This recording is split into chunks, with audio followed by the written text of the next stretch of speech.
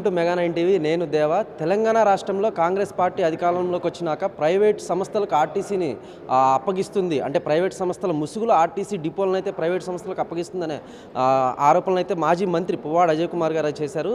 అంటే ఎటువంటి ఆధారాలతో ఇటువంటి ఆరోపణలు చేశారంట? ఇవాళ సాక్షాత్తు అన్ని పేపర్లు, ప్రధాన పేపర్లు బ్యాన్ రైటింగ్స్ వచ్చినాయి. సాక్ష్యాలు మన కళ్ళ ముందు కనపడుతున్నాయి.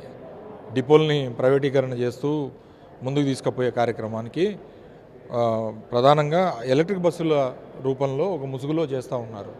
సో ఇవాళ వరంగల్ డిపోలో మొత్తం టోటల్గా ఛార్జింగ్ సంబంధించిన యూనిట్లన్నీ కూడా పెట్టుకుంటున్నాం అని చెప్పి ఆ కంపెనీ జేబీఎం అనే సంస్థకి డిపో మొత్తాన్ని అప్పచెప్పి, డిపో ప్రాంగణాన్ని అప్పచెప్పి అక్కడున్న ఎక్సెప్ట్ డిపో మేనేజర్ తప్ప మిగతా మొత్తం అందరూ ఉద్యోగస్తుల్ని వేరే డిపోలకు తరలించడం జరుగుతూ ఉంది.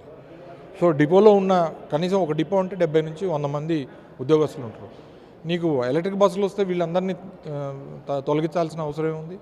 అంటే అక్కడ డీజిల్ బస్సులు నడవాలా, అక్కడ ఆర్టీసీ వ్యవస్థ నడవాలి కదా. నడవాల్సిన దాన్ని మొత్తాన్ని అక్కడ నుంచి షిఫ్ట్ చేస్తూ ఉన్నారు. రేపు హైదరాబాద్ డిపో 1 కూడా అదే జరుగుతూ ఉంది. ఆల్రెడీ చెప్పేశారు డిపో మేనేజర్కి, నువ్వు అక్కడ నుంచి పక్కకు పోవాలని చెప్పి. సో అక్కడ నుంచి కూడా రేషనలైజేషన్ చేసి ఇక్కడ నుంచి ఉద్యోగస్తులు తీసి వేరే డిపోల్లో వేస్తూ ఉన్నారు. సో కొన్ని డిపోస్ని ఏం చేస్తున్నారంటే కంప్లీట్గా ఖాళీ చేసి వాటిని ఈ ప్రైవేట్ సంస్థలకు అప్పచెప్పి ఎలక్ట్రిక్ బస్సుల ముసుగులో ప్రైవేటీకరణకి దారులు వేస్తూ ఉన్నారు అనేది మా ఆరోపణ. అంటే సార్, ఇప్పుడు మహాలక్ష్మి పథకం ద్వారా అయితే ఆర్టీసీకి అభివృద్ధి చేకూరుతుందని అయితే మంత్రి పొన్నం ప్రభాకర్ గారు అంటున్నారు. దాని మీద మీ స్పందన ఏంటి? మహాలక్ష్మి పథకం అనేది ఒక స్కీము, లేడీస్కి ఫ్రీ ట్రాన్స్పోర్ట్ ఇచ్చిన స్కీమ్. సో అది ఫ్రీగా, అంటే ఆర్టీసీకి ప్రభుత్వం సబ్సిడైజ్ చేసి డబ్బులు ఇచ్చి ఆ టికెట్ ఆదాయం ఏదైతే కోల్పోతున్నారో దాని ద్వారా ప్రభుత్వం క్రాస్ సబ్సిడీ చేయాలి.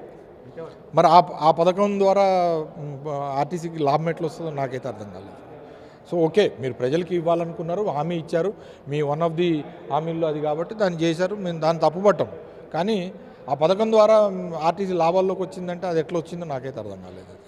సో రెండోది, ఆర్టీసీ లాభాల్లోకి రావాలి అని అంటే ఆర్టీసీ సంస్థ సొంతంగా తన కాళ్ళ మీద తను నిలబడాలి. కానీ నువ్వు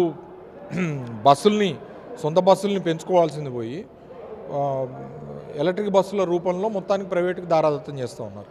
రేపు ప్రైమ్ మినిస్టర్ ఈ డ్రైవ్ కింద ఇంకొక 2000 బస్సులు తీసుకొని వాటిని కూడా మొత్తం రూరల్ ఏరియాస్లో పెట్టి వాటిని కూడా ప్రైవేట్కి దారాదత్తం చేయాలి. ఇప్పుడు 500 బస్సులు జేబీఎం అనే సంస్థకి ఇచ్చి ఈ వరంగల్, హైదరాబాద్ డిపో 1, తర్వాత హైదరాబాద్లో ఇంకొన్ని చుట్టుపక్కల ఉన్న డిపోలు, తర్వాత కరీంనగర్, నిజామాబాద్, మాకున్న సమాచారం నల్గొండ, సూర్యాపేట, ఈ డిపోలన్నింటినీ కూడా వాళ్ళకి అప్పచెప్పే కార్యక్రమం జరుగుతూ ఉన్నది అనేది మాకున్న సమాచారం. అంటే సార్, మీ ప్రధానమైన డిమాండ్స్ ఏంటి? అంటే యాజ్ పర్ మంత్రిగా మీరు చేసినప్పుడు ఇప్పటికి తేడా ఏంటి ఆర్టీసీకి?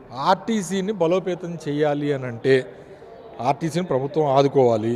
దాంట్లో మేము తీసుకున్న ఫస్ట్ నిర్ణయం ఉద్యోగస్తులు విలీన కార్యక్రమం. మేము విలీనం చేసినాం, అసెంబ్లీలో బిల్ పాస్ చేసినాం. ఇంతవరకు దాన్ని అమలు ఎందుకు జరగలేదు? దాని డేట్ ఆఫ్ అపాయింట్మెంట్కి సంబంధించిన విషయంలో తాత్సారం ఎందుకు? ఆర్టీసీ ఉద్యోగస్తులకి ప్రభుత్వ ట్రెజరీ నుంచి జీతాలు పే చేయాల్సిన అవసరం ఉంది కదా. సంవత్సరం అయిన తర్వాత కూడా దాని మీద చాలా మాట్లాడారు కదా మీరు. దాని గురించి ఎందుకు మాట్లాడతలేదు? ఇవాళ సొంత బస్సులు, దాంతోపాటుగా ఆర్టీసీలో నియామకాలు ఆర్టీసీ చేయాల్సింది 3065 ఉద్యోగాలు నోటిఫై చేస్తారు. దాని ఒక్కదానికి సంబంధించి కూడా క్యాబినెట్ నిర్ణయం తీసుకున్న దానికి ఫిల్ చేయడానికి ఇంతవరకు ఒక ప్రక్రియ తీసుకోలేదు, పక్కన పెట్టేశారు వాటిని. సో దాని అర్థం ఏంటంటే కొత్త నియామకాలు లేవు అంటేనే దాని అర్థం ప్రైవేటైజేషన్కి పోతుంది. చూశారు కదా. అంటే మొత్తం మీద కనుక మనం చూసుకున్నట్లయితే ఆర్టీసీ సంస్థలు అయితే మాత్రం ఆర్టీసీ డిపోలను, ఎలక్ట్రిక్ వెహికల్స్ ముసుగులో అయితే మాత్రం ప్రైవేట్ సంస్థలకు ఆర్టీసీ డిపోలను అప్పగిస్తుంది అని అయితే మాజీ మంత్రి పువ్వాడ అజయ్ కుమార్ ఆరోపణ. కరమే నీరస్తో దేవా, మెగా 9 టీవీ, హైదరాబాద్.